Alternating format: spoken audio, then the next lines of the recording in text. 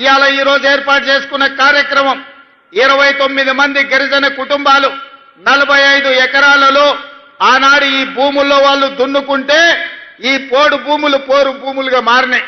ఆనాడు ఈ పోరు భూముల్లో పోరాటం చేసిన గిరిజనులను బేడీలు వేసి జైలుకు పంపించిన చరిత్ర గత ప్రభుత్వానిదైతే ఈనాడు అదే భూముల్లో సోలార్ పవర్ ప్లాంట్లు పెట్టి వాళ్లకు మంచి తోటలు పెట్టి మంచి పంటలు పండే ఫలాలను ఇచ్చే భూములుగా మార్చి ఈ రోజు ఆ గిరిజనులు ఆత్మగౌరవంతో బ్రతికే విధంగా ఇందిరా సౌర గిరి జల విధానాన్ని ఈ రోజు ప్రవేశపెట్టడం జరిగింది.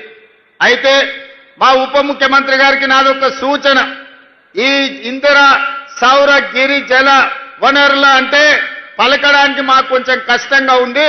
ఇందిరా సోలార్ గిరి జల విధానం అనే కింద మార్చండి. సౌర